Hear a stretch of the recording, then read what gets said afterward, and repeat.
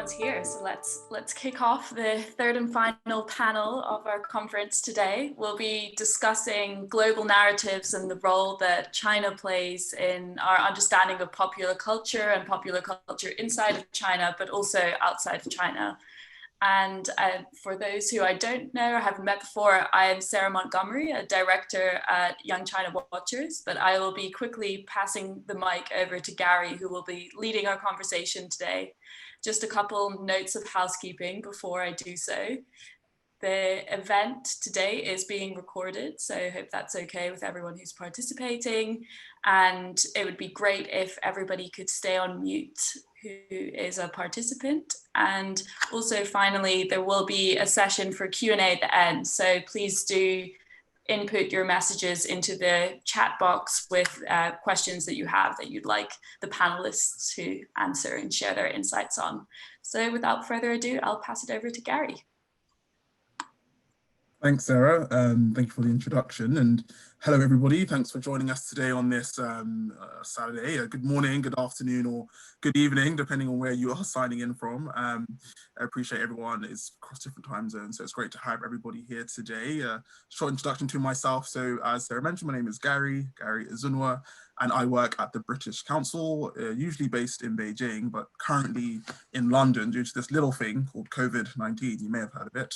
I had to relocate back to London for that, but happy to be able to connect with everybody virtually through Zoom today. So thank you all.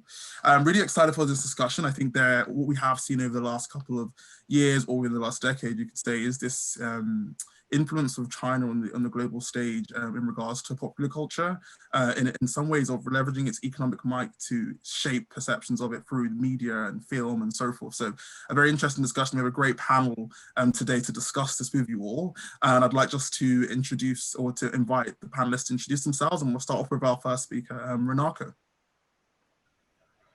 Thank you very much for having me. Hi, everyone. My name is Runako Celina. I am the co-founder of Black Livity China. Black Livity China is an organization that was founded in 2018 with the aim of documenting and demystifying all things Africa China, Caribbean China, and Black China. This was from the perspective of young Africans and people of African descent with experience living, working, and studying on the ground in China. A bit about my personal background. I hold an MA from Peking University in International Politics and African Studies. I worked for StarTimes, who are one of the largest Chinese digital media companies, engaging in over 30 now African countries. For about 2 years I was with them. And yeah, I'm just very excited to be a part of this conversation. Perfect. Aladin. Hi everyone. My name is Aladin Farré. Aladin is my real name. That's not my Chinese name. I'm from Paris. So during the day, I work at CGTN at the French New Media Department, and during the night, it's night in Beijing, I'm running the Middle Earth China, the Middle Earth. I'm missing my own podcast name. Sorry, I'm a little bit nervous. Usually I'm the one asking the question, I'm not the one answering them. So I'm running Middle Earth China podcast culture industry on the Seneca network. Thank you. Fantastic, and please, Becky. Hey guys, my name is Becky, Rebecca, kind of go by both. I am the China Bureau Chief for Variety magazine, which is one of Hollywood's oldest trade publications. So we're an industry publication looking at the business of entertainment, mostly in the US, but we have a very small team of international correspondents, and I'm one of 2 people covering Asia, focused on the Chinese speaking world. And I'm the only journalist at an American trade who speaks Chinese. So, you know, my role is kind of to be a bridge in a way between the China market and everything that goes on there, whether in music or in film or tech, and industry folks back here in the States.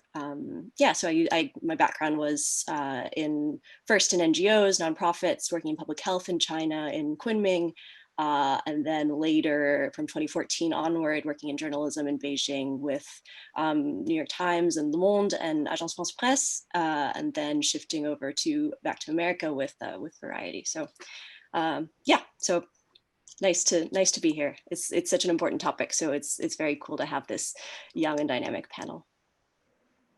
Fantastic. Thank you all for your great introductions. I'm sure as the audience can understand, we have a very multifaceted panel today, which should hopefully, as I'm sure it will, open up discussion from a variety of different viewpoints. So great to have you all.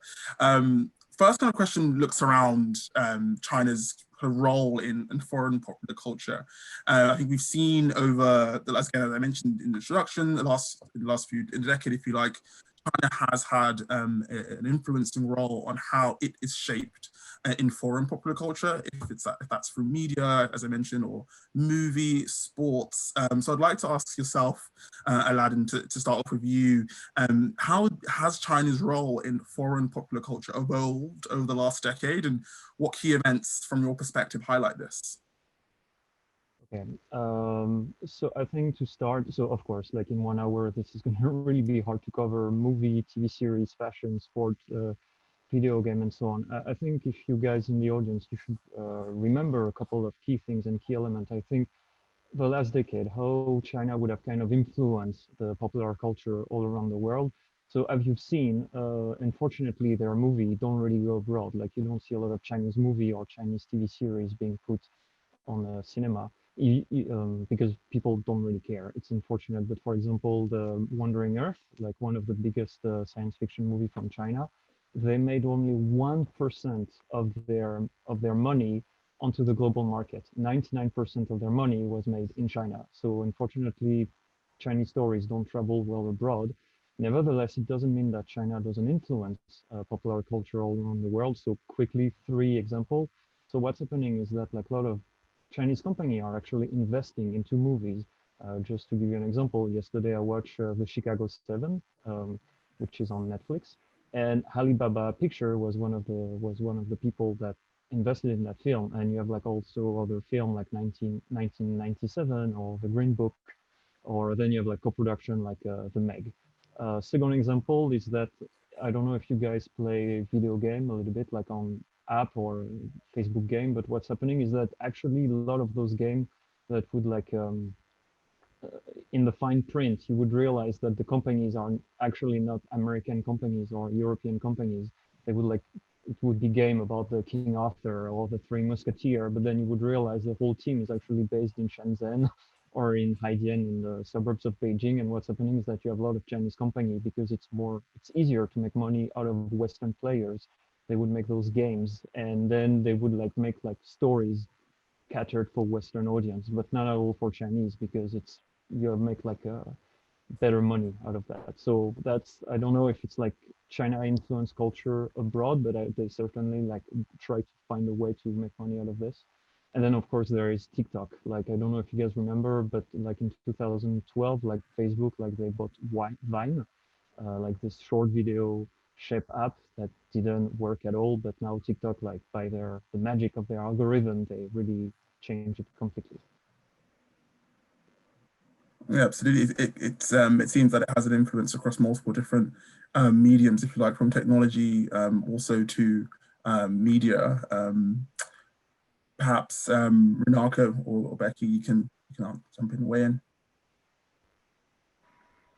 Yeah, I think it's a very difficult question to answer, especially when we speak about foreign culture, because there are so many foreign cultures, right? And oftentimes we speak about it in a Western context when looking at kind of China's increasing relationship with African nations and the Caribbean as well.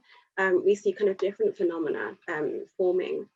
So the key players in specific African countries such as Nigeria, for example, not so much the TikToks, but are Transsion and Transion's own app, which is called Vskit. So this is essentially very similar to TikTok in performance in terms of what it does. But it's kind of just another example of the way in which Chinese companies are engaging young Africans. And it's such an important area because, you know, the average population, or the age of population, sorry, on the African continent is 19. And as increasing Chinese organizations and companies are understanding that the key I guess to engaging African countries is through young people. I think what we can expect to see is more companies kind of developing similar apps, and obviously Transient is one of the biggest, that more trying to engage in a similar way. I think as well as that, obviously I'll touch on my personal experience working for StarTimes, because what they have done and continue to do is quite interesting, because they're not only focused on kind of middle class populations, they're also reaching out into more rural areas, which is something that if we look at, I mean, I don't always like to compare China's relationship with African nations to the West, but for this instance, it's kind of a good example. But if we look at how some Western countries have previously engaged African nations, it hasn't been as focused on reaching into rural communities and kind of really giving them a slice of the quote unquote pie, if that makes sense. So the digital growth that many African nations are experiencing has StarTimes not written all over it, but StarTimes is very much involved. I remember when I was working there, I worked for a channel called Sinodrama. So StarTimes has several different channels, some of them with self-produced content primarily, but with Sinodrama, it was all about Chinese TV programs and dubbing them into African languages, particularly Swahili. There was Yoruba, there was Hausa, which is obviously more in Nigeria, but Swahili on the east. And the purpose of this is really to try and kind of introduce Chinese culture to African audiences in a way that is localized and in a way that is relatable. However, one thing that constantly kept on happening was that the channels that were most popular were the sports channels. The sports that were being played and the teams that were playing were Western ones primarily. And then the second most popular channels were the telenovela channels. So Chinese content wasn't really being watched. Obviously, I've left StarTimes since, and I can't give any insider information in terms of how this stands now. But this attraction and draw of Chinese culture is yet to be seen. Really, I think the final thing I'd say there, and it might be a bit tangential, but one thing that I'm personally very interested in, and we try to focus on, is perhaps not so much what China itself is doing, but China's engagement with African communities and communities of African descent. For example, the student population, right? Increasing amounts of students. I think in 2018, it was about 80,000 African students were in China.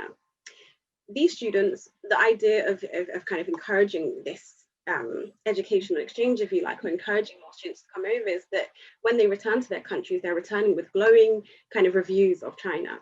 And this is a way for them to act as ambassadors for China. This doesn't always work in practice because many have negative experiences and they return with these negative stories. But it's important to note that those who do return with varying degrees of positive stories perhaps have a really important role in this transmission of Chinese culture that we're seeing on a global stage. So yeah, that's one other thing I'd add there. It's very interesting to see how the approach is perhaps taken differently depending on the region or the countries that China is working with in this space. Becky, I'd love to get your thoughts on this too. Yeah, I guess I'll bring it back and make it maybe a little more narrow and look again at film and Hollywood in China in particular. And just because, again, there's so much to cover, and I feel like Runako did a great job of bringing that international perspective in from a non-US perspective as well. So grateful for that. I think that's something we should have a lot more of in these sorts of discussions. Also industry voices, but it's very hard to get industry people on any of these panels, so understandable. So maybe I can speak a little to that since I cover the industry, although I'm not obviously part of it. But I think if you look at China in pop culture and in film in particular, probably the landmark I'd start with would be Crouching Tiger, Hidden Dragon. Ang Lee, 2001 Oscar winner, sort of burst China into the American, at least, let's say, consciousness as a culture, as an interesting culture. Like, oh, wuxia, what's the genre? Sort of a calling card, I guess, for the fact that this could be of interest and money-making and critically acclaimed. And then you see that followed up from the mainland then with Zhang Yimou's Hero in 2002, that sort of recaptured that vibe and that magic and sort of scale. But since then, I think it's interesting with Zhang Yimou's own career, you can kind of track the trajectory of how mainstream Chinese cinema has gone in recent years. So you have him in the beginning making these beautiful art house films that deal with the Cultural Revolution and history, and then you have the hero moment and sort of these blockbusters. You have Flowers of War with Christian Bale, which is sort of like also historical, but now it's got Christian Bale in it, and it's much more Hollywoodized. And then you get up to today, where he's involved in one of his big film for next year is a propaganda film about. I mean, I'm sure he'll do an artistic job with it, but he's on his slate. He's got a film about a Korean War sharpshooter who was famous for gunning down X hundreds of American soldiers with X number of bullets, and was celebrated for his his anti-American prowess. And because that's kind of what one has to do in order to operate at a certain scale in China. And he's still trying to deal with certain similar themes of history and so on in his 1 Second, which was censored last year, but it's now, it's the heavy hand of the state has really come in much further. And you see, I think what's most notable to me in the past decade, it was interesting to me that Aladin, you used the term, unfortunately, Chinese stories don't travel abroad. But I think that for all that, under Xi Jinping, we see this new catchphrase of how important it is to tell the Chinese story, 就是讲中国故事嘛. In fact, the Chinese, what's most important is to tell the Chinese story at the moment to China, not necessarily to people abroad. For all that, the rhetoric is about, we have to 把中国故事讲出去, we have to explain to everyone pays lip service to the idea that the international market is interesting and important and blah, blah. But frankly, the China market now, for economic reasons, is large enough. It's the largest in the world. You can perfectly well make films that are catered only to Chinese audiences that will become the biggest film of the year, like The 800 this year, which is 2020's largest film. It's a war film that was also censored last year. And made basically $0 anywhere else, and made $1 bajillion. I don't have the exact figure at the moment at home in China, but enough to beat Tenet, which was supposed to be, the savior of cinemaplexes around the world and so on. And Tenet did whatever. And then in comes these propaganda films, these blockbusters that are, state approved, in fact, tributes to the state. Or that have been censored, not because, the 800 wasn't censored because of any concerns about the foreign market. It was censored because of the way the, history and the party were portrayed for a local market, because these films aren't traveling and they aren't intended to travel. Chinese audiences are very interested in the types of narratives at the moment that they're most interested in that will make the most money in China are not ones that will perform anywhere else. So no one's actually really making content that seeks to travel, frankly. So Wandering Earth wasn't made for an international audience. It was made for a Chinese audience, and then it's on Netflix. So frankly, it's had more success than almost any other Chinese film, just in the fact that it and Shanghai Fortress and a few other titles are at least accessible to people who would want to watch it, but very few people would, because it's just not that good. I guess, so all this to say that in the past decade, I think you've seen more of the China box office growing significantly, which is a huge factor, both in terms of how China, how the market works internally and how Hollywood relates to it, and also this inward turn, particularly under Xi, where there's this rhetoric of going outward, but actually it's about maintaining the narrative at home. And so I guess the question then is, Hollywood has always been trying to get into China, and it will never, no matter how many times Ted Cruz or Marsha Blackburn or Marco Rubio or these other American politicians slam their fist on the table and say whatever they're going to say, or, call for regulation. So far, there isn't a really good way at the moment on the table yet to figure out how to get Hollywood to stop censoring for China, because the market is just too attractive. It's the world's largest film market as of this year, like a month or two ago, because of COVID this year, but it would have gotten there sooner or later. And Hollywood sees those RMBs and those dollars, and it's a business and it can't ignore that. So whether the idea of what China wants or what will appeal to China factors in earlier or later, it's unavoidable, because when you're making blockbusters of a certain size, the financial, just the financials of it, the budget that you're going to need to produce special effects of a certain caliber will require you to engaged with the market and get those returns from China. All this to say, I guess, so the decade there, I would say would maybe, the bookend on one end being 2012, MGM's remake of Red Dawn, which was a 1984 classic about the Cold War, where the enemy was changed from initially the flags were all China, and China was the enemy attacking America in this context, and then they had to go back and digitally, use visual effects actually after the fact to change it to North Korean flags and literally, write China out of the enemy role in order to, in hopes of accessing the market. So that's sort of like the crudest example of that sort of censorship that, and then I guess to today, where I think today you have Mulan, say, but I think for me, the turning point has been that, all along these dynamics have been happening. All along, Hollywood has been trying to enter the China market and has been censoring or changing its narratives in order to appeal and do so ham-handedly or otherwise. But I think that what's changed recently is that this has been happening all along, but people didn't really care that much before. And like suddenly people are kind of caring again, whether that's for political gain, sometimes here in the US with, people like Senator Marsha Blackburn, who has, it's politically expedient for her to appear anti-China. Or frankly, I think it was the NBA, because people care about the NBA apparently. So when Daryl Morey, the general manager of the Houston Rockets, tweeted one tweet in support of Hong Kong and then basically was fired a few weeks ago. It can't be said as much, but I have heard off the record that from friends that don't quote me on that, right? But I think it's pretty clear that he's been let go because of those comments in a way that kind of helps everyone save face. So when something breaks out in the NBA and you see people getting upset about Chinese influence in that sphere, the way that the US didn't know about or care about COVID, I think, until the NBA started being affected, somehow that seemed to have been a wake-up call for the public, and now it seems to be more, censorship in China seems to be more in the public eye. I'll stop there, sorry.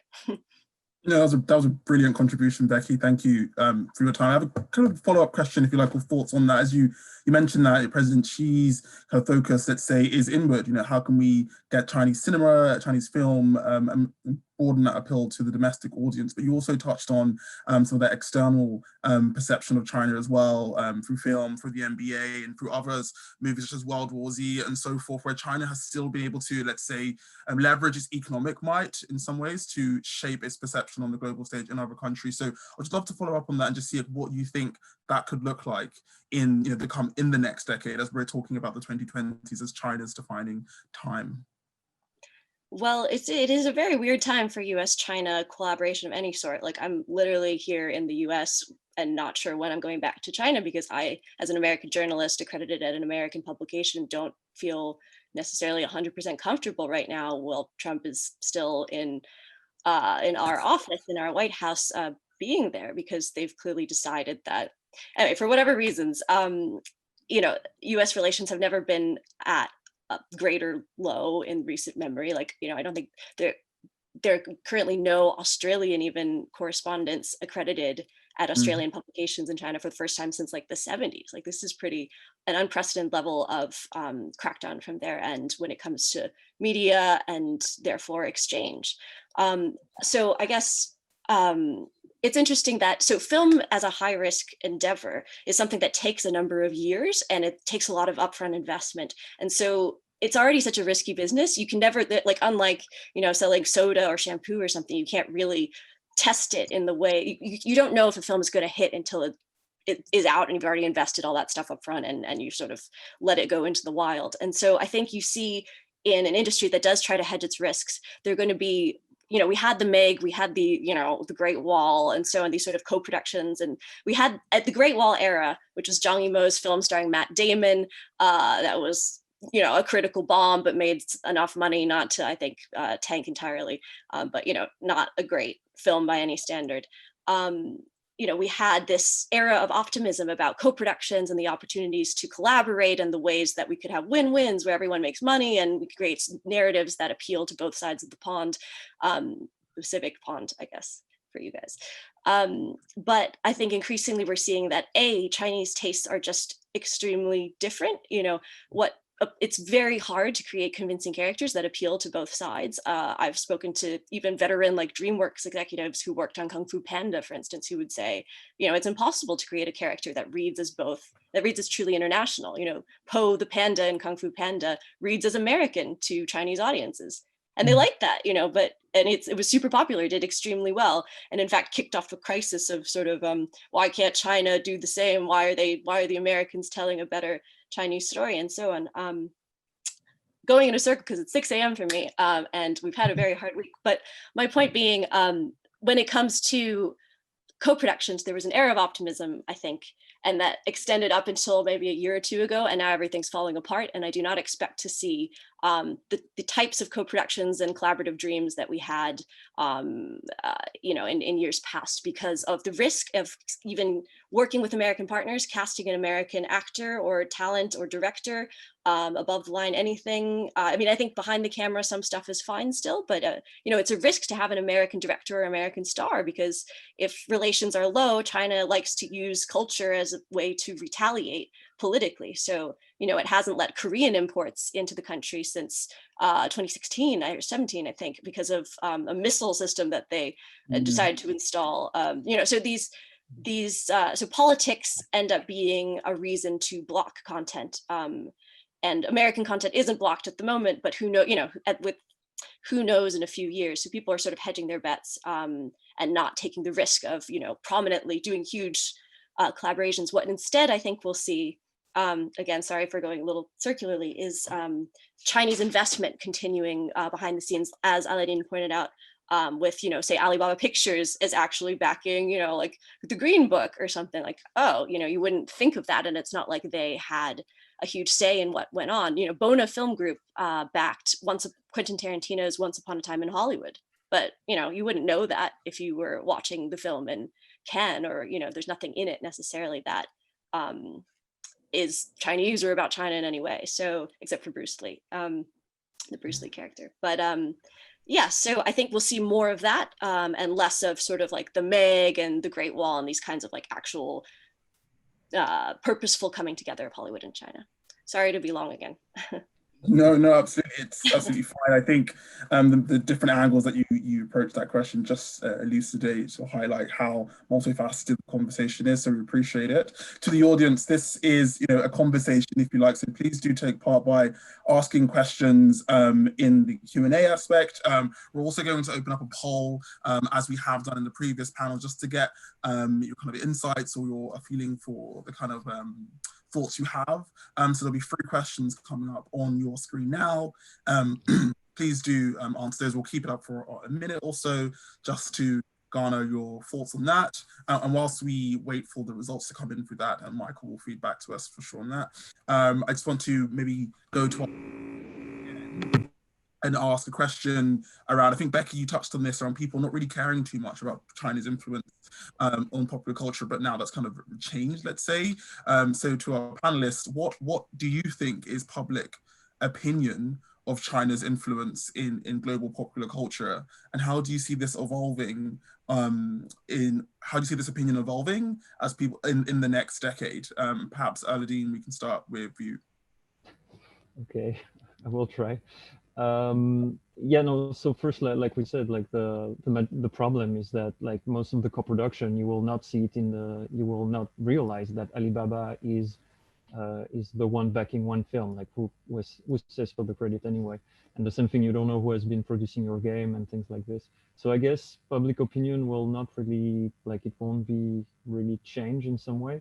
And just to tie up a little bit with what Becky has said before, and also what you said, Gary, regarding like the next decade coming up, I think one of the problem with China, if they want like to, this is going to be a hard trick even to, because yes, now China is the new, it's the new market, it's the biggest market in film, but the reason why you have Avenger and Superman that goes like with such big budget, like those tentpole movie, is because like there is the Chinese market. You have like America, then China, then Western Europe, and then other market, but that's what you can do. And Chinese movie, they will never be able, even though you make a Chinese story and you have the biggest market in the world, you will not be able to make like a big good looking film.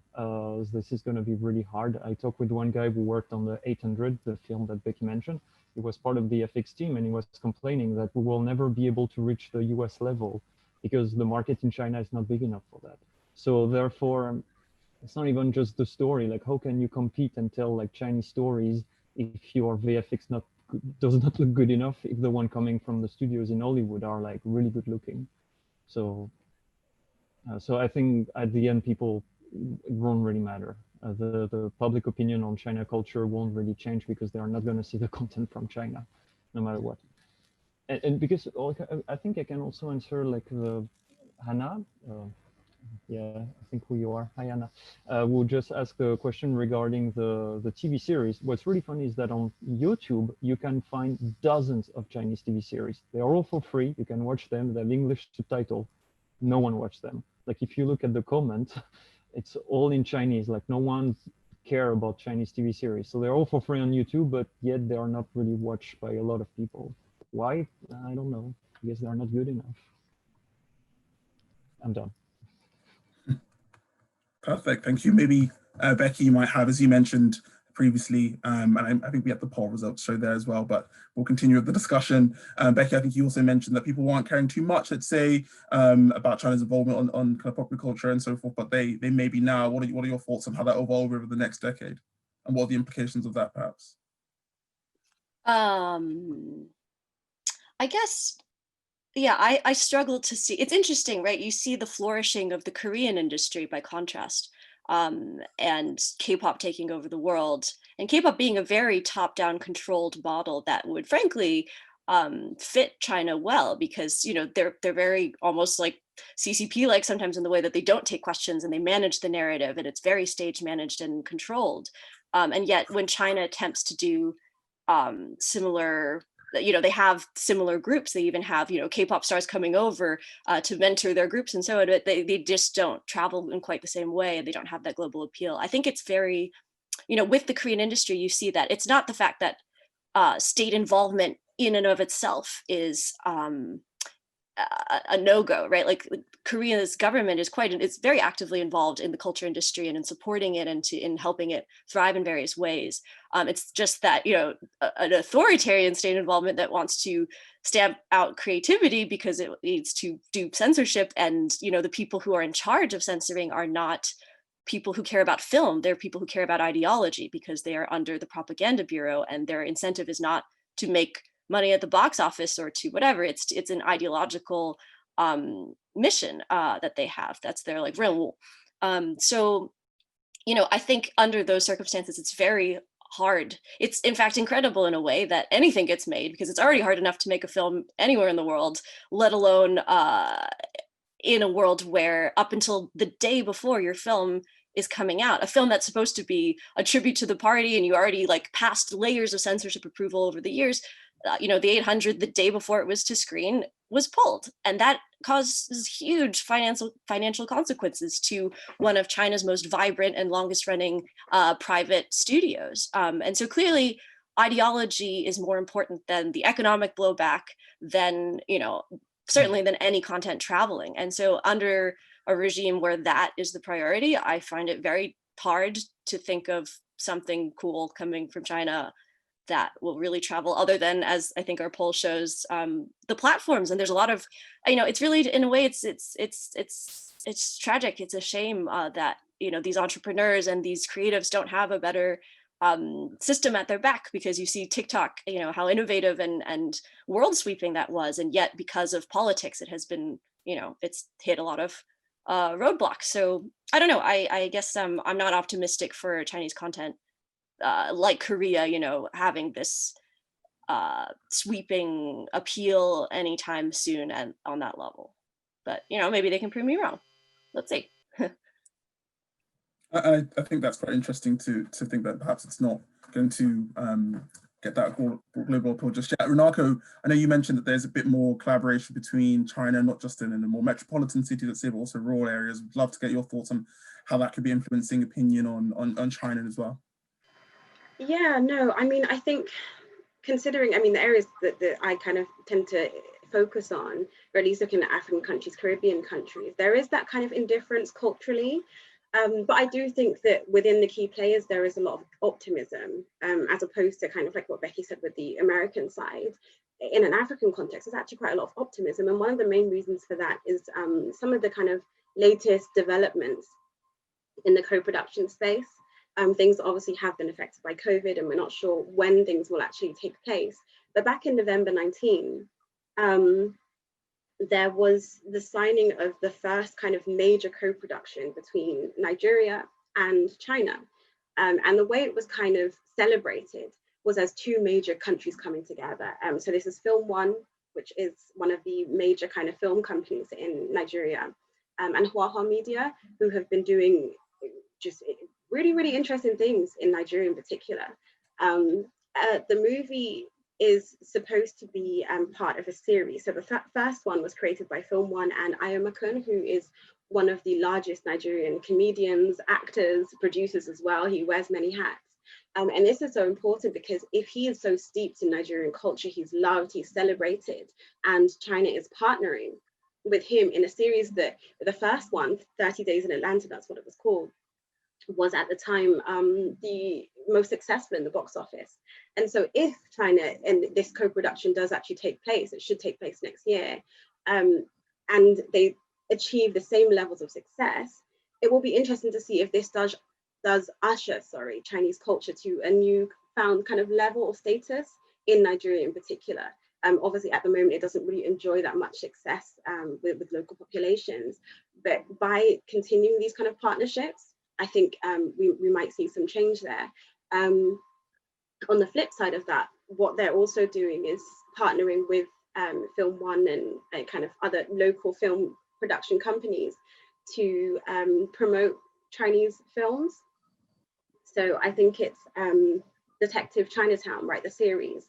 So the third one, which is charted to come out next year, I want to say, that will also be kind of distributed locally and kind of promoted locally in collaboration with Film One. So it's really interesting just to see how these collaborations will actually pan out post-COVID. So yeah, I think there's more optimism in the Africa-China space in that sense. That's really interesting to get the kind of the more positive perception from, again, the Africa region, depending on where you are, China can be perceived so differently. I think this kind of segues quite well into the second part of this discussion, which is more on China's own popular culture and how that could be perceived globally. And we'll just ask one or two questions on this before we go into some audience Q&A. So what I wanted to just ask the panelists was, Becky, you mentioned again previously that China is kind of focusing inwardly on its domestic audience. But in this next decade, do you think that China should build on its own popular culture and aim to share this globally? And if it does do that, what are the implications for China and the world as it almost assumes becomes a global hegemon? And perhaps we can start with Becky on that one. Should it? I mean, it's trying. It's certainly not trying. But at the same time, again, I think, everything is driven at the end of the day by money and where money can be made. And frankly, if you're making films if you want a film to do well in the China market, it has to appeal to people living in third, fourth tier cities. It has to appeal to old people. It has to appeal to young people. Third, fourth tier city, maybe not. It's not Shanghai, it's not Beijing. Their aesthetic and what they like is very different from what an urbanite in Shanghai or another metropolis is going to like. So I think it's just very challenging right now when you have a developing country with so much market power to come up with something that's then going to appeal in the States, where say we don't even watch really good films with subtitles because we're just bad like that. I mean, I think there's a little bit of a chance, perhaps, maybe, for Chinese content to travel to places like, maybe like Pakistan, or places that kind of don't even have a market even of their own, that are politically tied to China because of Belt and Road or whatever.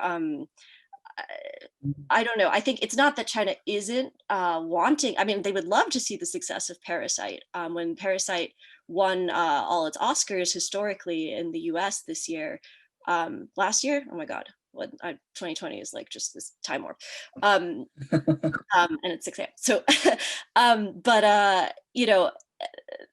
that's always seen with great envy. And whenever there's an ethnically Chinese person of kind of any stripe with any sort of tie to China whatsoever, Xinhua and the state media are very quick to claim that win as a win for China and the ethnic Han people, basically.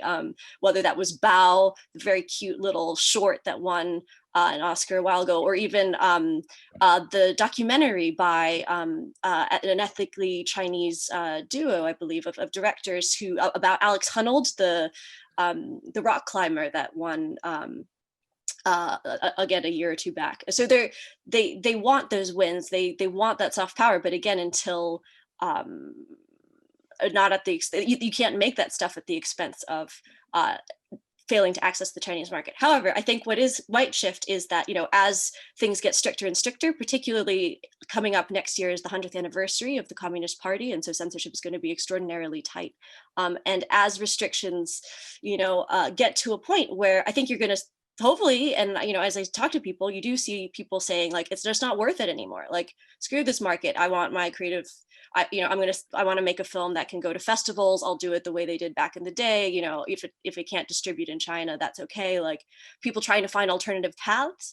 Maybe this will be, I guess my hope would be that, we see a new, crop of independent filmmakers. There always have been really incredible independent filmmakers who continue to work, but maybe this will inspire others as well to step in. I think one of the issues right now is, again, money. People are just seduced by the fact that there's a lot of money still floating, much less than before, and COVID and all this, but there's more money floating around China for productions than there is in most other countries, especially for young creators who want to work within the system. And it's a lot easier when that path is available to you, and you only have to make perhaps a few small compromises in order to stay within it and reap all the benefits and so on and so forth. It takes a certain vision and a certain gumption, I think, to say, I'm not going to walk that path, I'm going to do something else when it's so seductive and available. There's probably going to be more people who choose to do that, even though maybe some of the greats who did in the past, like Lo Ye or even Jia Dongke, have chosen now to make films that can be seen in their, by an audience at home. I don't know if that answers the question, but again, so many different strands of the conversation, right? It's tough to kind of find one particular angle. And Renata, I want to bring you back into this conversation. We're thinking of kind of China's own popular culture and its understanding of global popular culture. How does China's understanding of the world reflect in its own popular culture, and what are some of the implications of this? And we can use some examples of the Chinese New Year, a kind of blackface stereotype, or the Chinese detergent ad, where there's certain perspectives that China has of the outside world, and that's somehow shaping its own domestic popular culture. What are your thoughts on that? Yeah, I think there are many limitations, I guess. We often see the kind of repetition of certain stereotypes and tropes. They're quite tired, to be honest. And I think there is an understanding and an awareness that the more that these are reproduced, the more it hurts China's relationship with African nations, with populations of African descent, and with the wider world as well, to an extent. But we haven't really seen a concerted effort, because since obviously these issues have existed beyond 2018.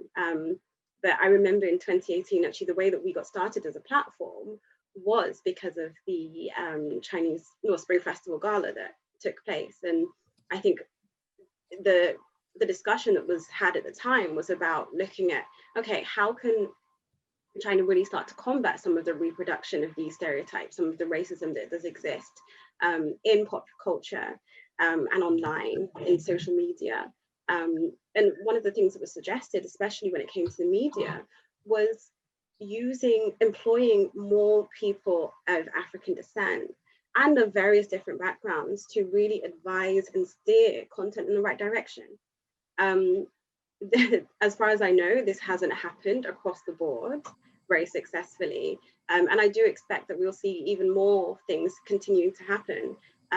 But I think, especially, it's not exactly social media, it's not exactly popular culture, but with the events that happened in Guangzhou, one thing that stuck with me and us as a platform was the words of the Nigerian consul general. And he basically said to his counterpart, Chinese counterpart, that how you treat our ambassador is important, but how you treat our people is even more important. And to me, I took that as a sign of a kind of challenge to the typical up-down, top-bottom approach that has always run and has always been accepted in Africa-China relations, which basically stipulates that if you go to the government directly and you have great relations with the government, then you're fine.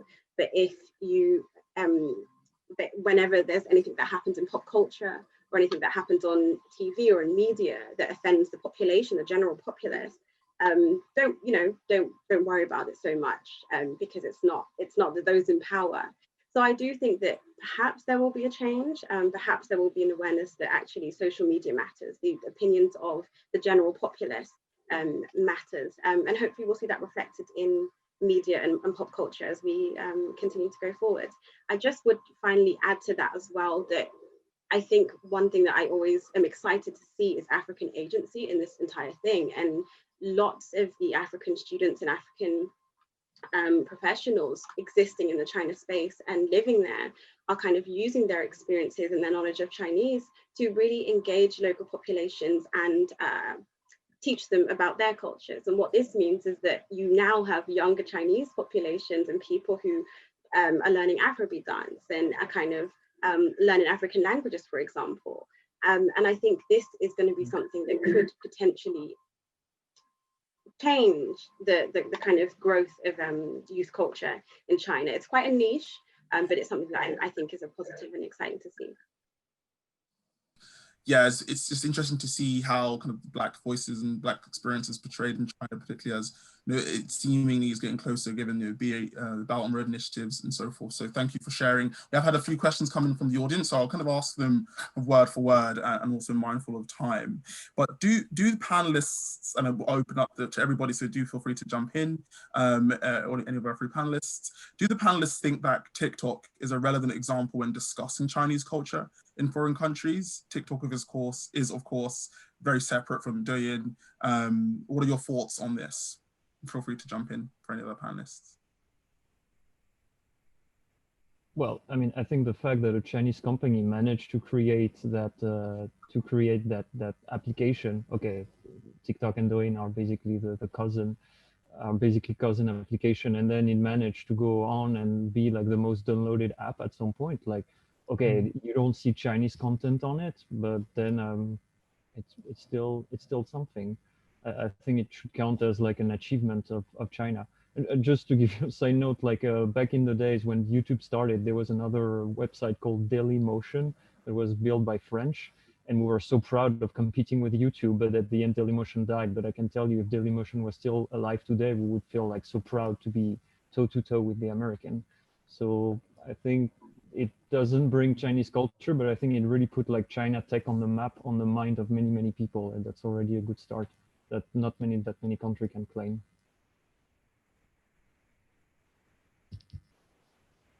Any other contributions? No worries. We have another question here then around kind of LGBTQ and queer voices, and again I'll read it word for word. So LGBT and queer in recent years has been treated by Chinese censors as Western and non-Chinese, which is quite a limited take on Chinese cultural societal realities. What are the thoughts for the panel on this? Then you should check my podcast, episode 14. I have people from the LGBT scene who managed to do podcast and to do creation regarding that scene. But yeah, it's getting harder and harder and harder. Definitely, like if you look at LGBT celebrities in China, they're all from Hong Kong. So I think the scene is, it's almost impossible now to see anyone. But then they will like find tricks, like still, then they would give like small hints to the audience, like they would like put two men and they would declare that those men are like xiongji or cousin, but then like the educated people will be like, oh, I know what you mean, like, okay, yes, yeah, they're really good friends. But yeah, it's really hard to be clear on LGBT issue, like it's just not supposed to exist at all. I would jump in on this. I think so there isn't actually a really clear stance on whether So technically on online media and social media, I think LGBT stuff is, like LGBT civil society groups and so on are posting quite freely on Weibo and Weixin, and so not freely exactly, like obviously there's censorship and so on, but they do have an online presence. In terms of content with LGBTQ stuff, it's kind of this like hazy area where sometimes some stuff sneaks through and sometimes things don't. If you have Netflix, you can watch The Untamed, which is like a Chinese boys love series that did really well. People love boys love, not that that's the epitome of LGBT content, but China is making boys love content. Used to have there was a huge outcry because an idol flame war caused the deletion of Archive of Our Own, which was an outlet for people to, there were a lot of queer fan fiction and other types of, fan stories and queer storytelling going on there. It was a huge loss, I think, to the community when that happened again last year-ish.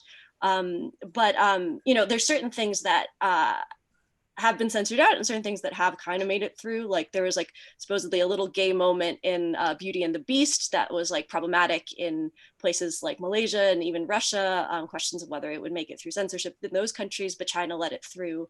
On the other hand, they didn't, when they imported Bohemian Rhapsody, they played a version that had been censored for, I think, Malaysia, in which, the word gay is edited out and like no mention is made of his homosexuality or his AIDS or like anything, and it leads to some really awkward editing and cuts that are a little funny if you know what's going on, because you're just like, what, this, like the conversation just so there is some heavy-handed censorship on some things like that, but I think it's discouraging to see things like the Shanghai Queer Film Festival stopping, and to see that creators who used to make stuff have, there's a much stronger scene in Taiwan, and it's been interesting, covering, for instance, there's a gay streamer that wants to be like the Netflix of gay content for Asia, out of Taiwan, called Gaga Ulala,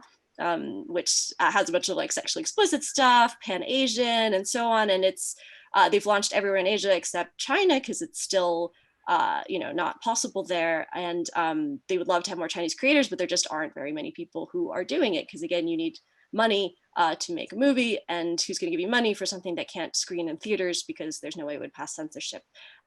All the same, there's people who keep kind of trying. In recent years, that come to mind, kind of coded things will appear in major blockbusters, whether that's in Detective Chinatown 2, there's like a gay leather daddy biker gang plays a major plot role in saving the day in a very positive way, because they're in New York and the biker leather daddies are American, and so it's kind of comedic and okay, but they save the day. They come sweep away the Chinese protagonist while flying a rainbow flag, and so there's sometimes weird moments of maneuvering that happen, especially when it's in a context outside of China, but still within a very Chinese film. Or for instance, a while back, there was a film that was billed as like the first Chinese gay romance to get a theatrical release, which was really bad. I don't know if that's because it was meant to be or if it was censored, but it was called Finding Romer, 寻找罗马.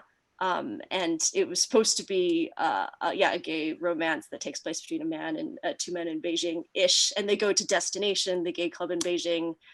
It's not said that it's a gay club, but if you kind of look really closely and Destination, you can kind of see that there happen to be some men there, and so there's a lot of inferences you might have to do at the point that the film was released to realize that it's a gay romance. It's really not obvious, but there's some so that was a bit of a shame, but sometimes there will be things that sneak through and might surprise, and to watch The Untamed if you haven't. Can I just add to that really quickly, because I know that Weibo was mentioned, and one thing that I found quite interesting, because a lot of these things, when they're discussed, they don't tend to make their way to Western social media as much, and people on the Western side are not really, unless you're an avid China watcher, you're not really as aware about what happens. But one thing that someone outside of the kind of quote unquote China watching scene approached me about was the wedding between her name was Shui Yue and a lady called Emma. So it's a lesbian couple who got married earlier this year, I want to say, and she was one of the two, I believe it was. She was kind of trained by a very famous dancer called Yang Li or Yang Ping, possibly. Don't want to get her name wrong. Yang Ping, and I thought this was really interesting because the way that this wedding was framed online, firstly, the comments on Weibo were mostly quite positive.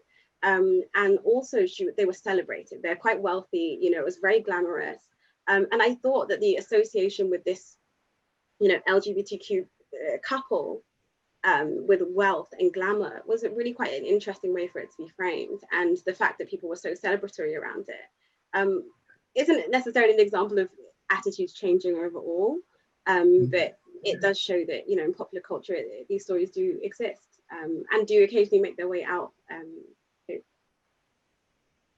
Yeah, absolutely. I think what we've highlighted from both yourselves there is that China is doing some things in this space, maybe not to the degree that maybe Western democracies are as well, but they are doing things there. And I think that kind of lends itself well to what our former panelist or previous panelist, Thomas Chow, was saying, is that perhaps China needs a better communications plan or a PR campaign where it's showcasing what it is doing in these spaces on a global stage. But thank you very much, guys. It was really, really insightful. And the conversation we've had today has been spoken about from so many different strands, which really helps just gain a broader understanding of what China is doing in the discussion around popular culture. So we appreciate your perspectives and the time you shared with us today, particularly Aladin in Beijing, and of course Becky, who woke up very early for us today. We appreciate your time.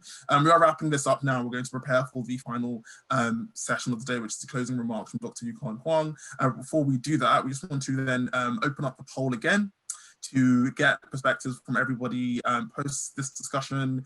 So please we'll keep it up for a minute or so just to get your ideas and thoughts. And as well as saying thank you, and whilst you're filling that out, as well as saying thank you to the panelists, I want to say thank you to the audience for taking part today and taking your time, particularly for those who stuck for all three panels.